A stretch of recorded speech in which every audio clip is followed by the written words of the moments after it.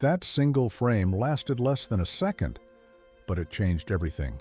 When Nike dropped their latest commercial featuring Caitlin Clark, viewers noticed something bizarre in the opening shot. Sitting alone in a darkened locker room, Caitlin lifts her head slowly and opens one eye.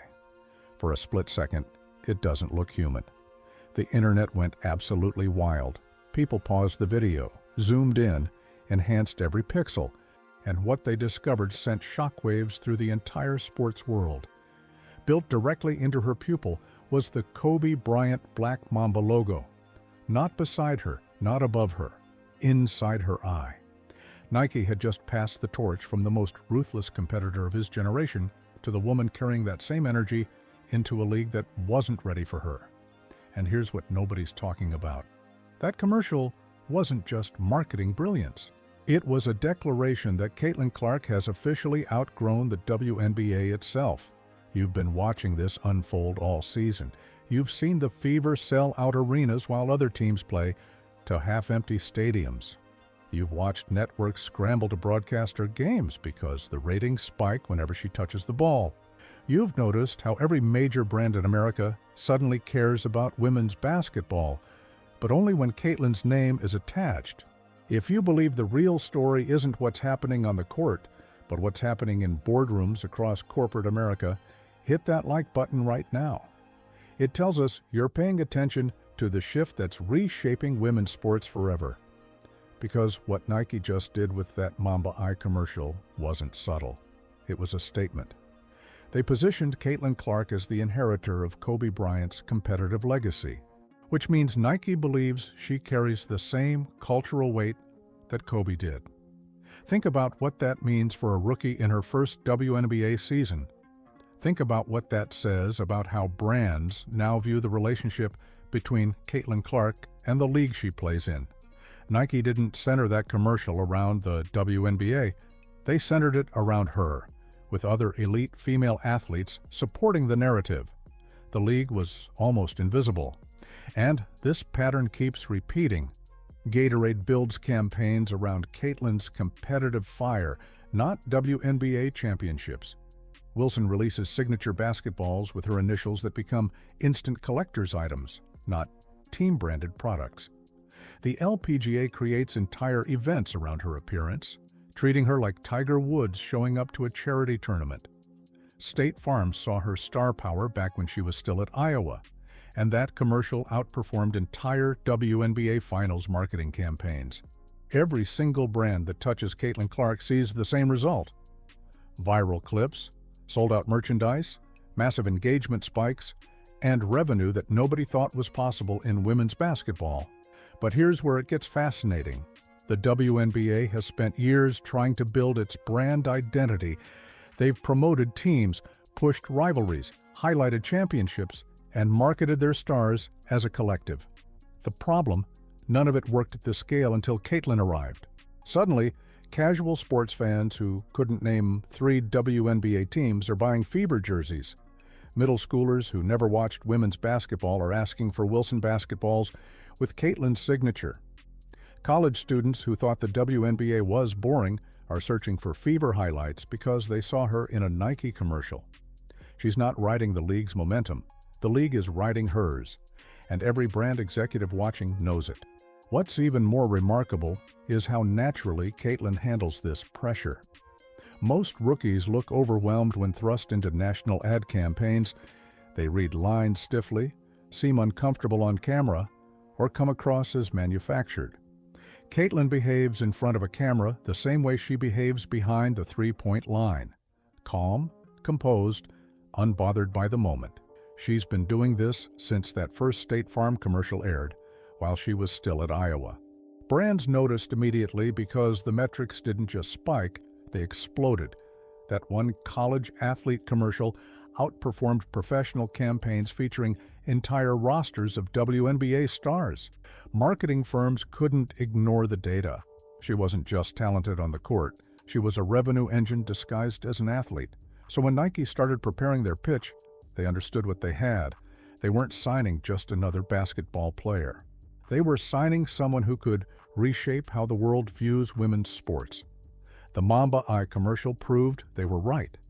Within hours, tens of millions of views, thousands of fan edits, reaction videos across every platform, trending in multiple countries.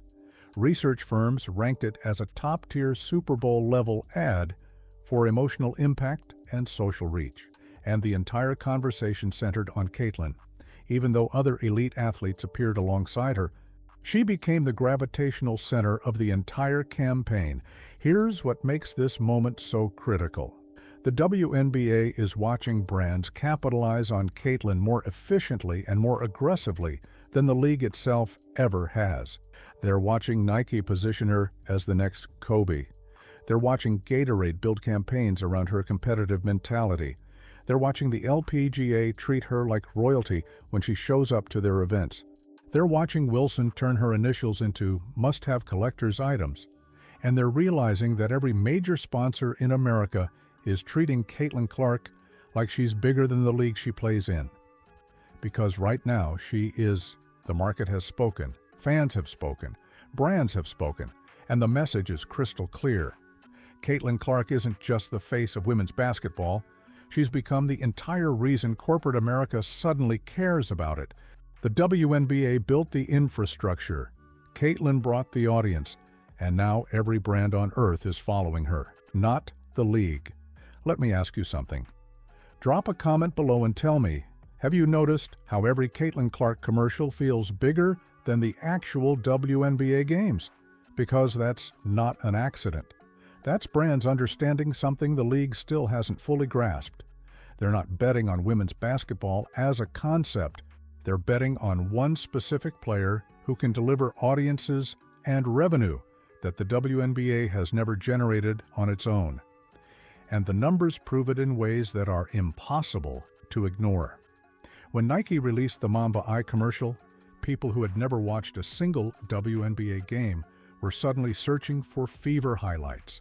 Fans openly admitted in comment sections that this was the first women's basketball ad they'd ever watched all the way through. The first jersey they'd ever considered buying, the first time they checked game schedules. That's the conversion effect marketers dream about. Not just views, but actual behavior changes. Caitlyn Clark turns casual scrollers into paying customers, and brands are willing to pay extraordinary money for that power.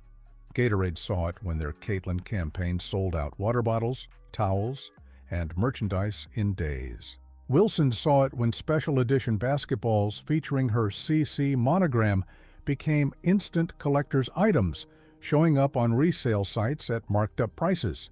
Kids started bringing Caitlyn-branded Gatorade bottles to school like status symbols.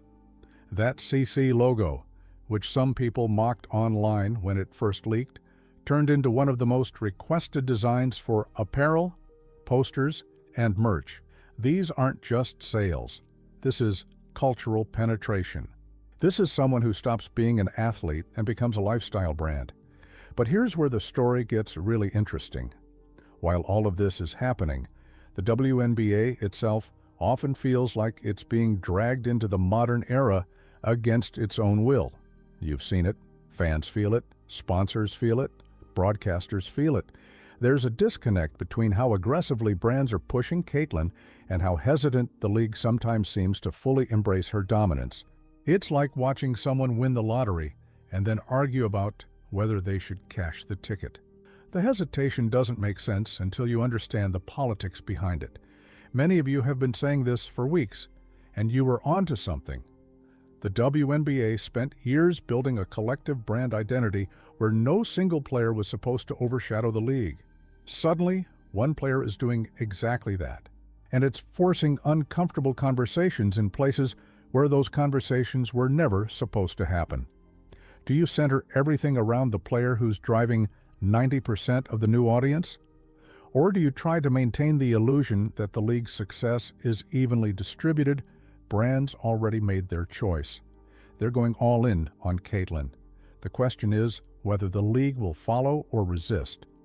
And we're getting into rumor territory here. But sources close to major sponsors suggest there's real tension brewing behind closed doors. Not officially confirmed, but the breadcrumbs lead to some fascinating possibilities. Multiple insiders are whispering about brands that want to do Caitlyn-specific campaigns, but are being pushed to include other players for balance. About marketing budgets that shift heavily toward fever games because that's where the ROI lives. About league executives who understand the financial reality but struggle with the optics of one player dominating the entire narrative. If these reports are accurate, we're watching a quiet power struggle play out between brands who want to maximize profit and a league trying to preserve its broader identity. Here's what nobody can argue with, though. The LPGA saw what was happening and capitalized on it perfectly. They partnered Caitlyn with their biggest star, sold tickets, let fans get close, turned cameras everywhere, and transformed a simple golf pairing into a multi-sport cultural moment. Kids lined up for her autograph. Broadcasters replayed her golf swings like she was a professional. The LPGA didn't just invite her. They built an event around her, treated her like the superstar she is, and the reaction was massive. Now compare that to some WNBA appearances where Caitlyn gets downplayed, where her impact gets minimized, where narratives focus on anyone except the person filling the arena. The contrast is impossible to miss. The LPGA embraced Caitlyn, Nike embraced Caitlyn, Gatorade embraced Caitlyn, Wilson embraced Caitlyn. Almost every major brand outside the WNBA embraced Caitlyn faster and more enthusiastically than the league she actually plays in. That's not a coincidence. That's the market recognizing value and moving toward it at maximum speed while the institution hesitates. And this is where we need to talk about what happens next. Because Nike's Mamba commercial wasn't just another ad, it was a line in the sand. It signaled to every company on earth that Caitlyn Clark isn't a promising rookie anymore. She's a cultural movement. And movements don't slow down. They accelerate. They pull more people in. They reshape industries. Her next shoe drop will shatter sales records. Her next commercial will go viral on impact. Her next endorsement deal won't just be a contract. It'll be a statement about where women's sports are heading and who's leading that charge. Reading between the lines here, brands are preparing for something the WNBA might not be ready for. They're preparing for Caitlyn to become bigger than the sport itself, the way Michael Jordan became bigger than basketball, the way Serena Williams became bigger than tennis. When that happens, the power dynamic shifts completely. The athlete stops needing the league as much as the league needs the athlete. Sponsors start building campaigns that exist independently of game schedules. Fans start following the player's brand instead of the team's, and the financial leverage moves entirely in one direction. If you think women's sports are about to change forever because of what's happening right now, hit that subscribe button and turn on notifications. Because we're tracking every move, every deal, every shift in this power struggle between individual star power and institutional control. And trust me, what's coming next is going to redefine everything we thought we knew about how sports marketing works. The WNBA has a choice to make. They can embrace the Caitlyn Clark era fully, ride the wave she's creating, and capitalize on the unprecedented attention she's bringing. Or they can resist, downplay, and watch as brands build entire ecosystems around her that exist separately from the league. Because whether the WNBA likes it or not, the market has already chosen its star. Every viral commercial, every sold-out appearance, every cross-sport moment proves the same thing. Caitlyn Clark is the gravitational center of women's sports right now. And ignoring that isn't just bad PR, it's financial suicide. We'll be covering how this plays out as the off-season develops and brands start announcing their next big campaigns. This is just the beginning. Caitlyn Clark isn't slowing down, she's accelerating, and everyone watching can feel it.